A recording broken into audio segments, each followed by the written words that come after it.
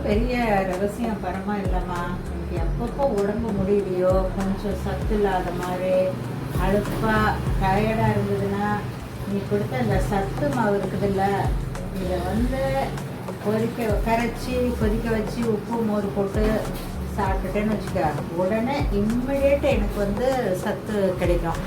ஆச்சா, அப்படியும் அடுத்த நாளும் எதுவும் சாப்பிடணும் போல இருந்ததுன்னா அந்த உளுந்தங்கஞ்சி இதை நல்லா கொதிக்க வச்சு, அப்புறம் அதுக்கு கொஞ்சம் நான் நாட்டு வெல்லம் ஒரு அரை கரண்டி நெய் போட்டேன்னு வச்சுக்க, சும்மா ஜம்முன்னு பாயசம் மாதிரி ஆகிடும்.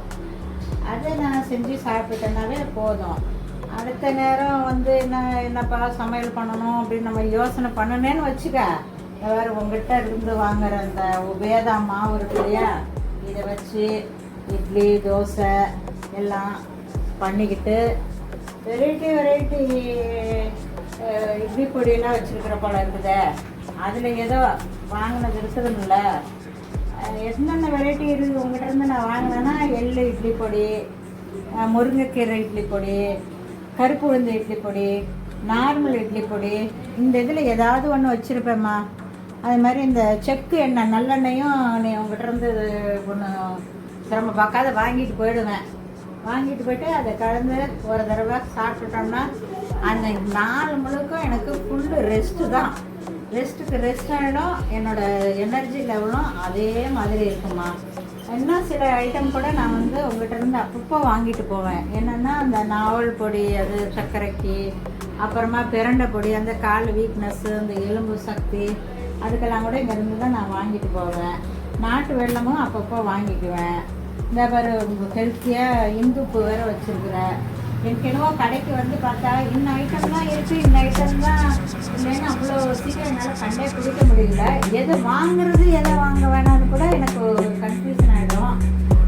எல்லாத்தையும் தூக்கி போடு. அது இல்லாத வர அப்பப்போ இந்த குதிரைவாளி அரிசி, மாப்பிள்ளை சம்பா, பூங்கார் அரிசி இதெல்லாம் வச்சுருக்கியா, இதெல்லாம் நான் ஜம்முன்னு இது பிசிவேளை பார்த்து செஞ்சுக்குவேன். அப்புறமா கிச்சடி வெரைட்டி செஞ்சுக்குவேன், பொங்கல் செஞ்சுக்குவேன்.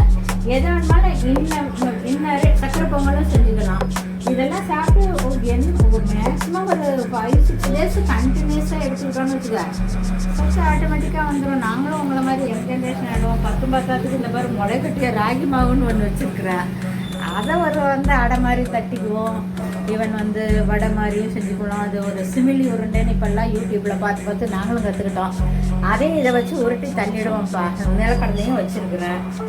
இன்னும் என்ன வாங்குறது என்ன வாங்கலைன்னு எனக்கே புரியல. சாம்பார் பொடியெல்லாம் வச்சுருக்குறேன், மிளகா பொடி என்னென்னோ இருக்குதுமா. நான் ஒரே தடவை வந்தோம்னா வீட்டுக்கு என்னென்ன தேவையோ எல்லாம் வாங்கிட்டு போடலாம். மற்றத்துக்கு அது வந்து உங்கள் வீட்லேயே ஹோம்மேடு சோப்பெல்லாம் வேறு வச்சுருக்குறேன்.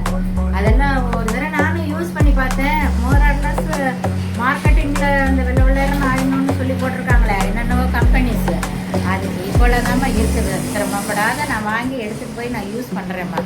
சந்தோஷப்படுறேம்மா, எனர்ஜெட்டிக்காக இருக்கேன். நானும் உங்களவுக்கு எனர்ஜெட்டிக்காக ஆகிடுவேன்னு நினைக்கிறேன். We are also young.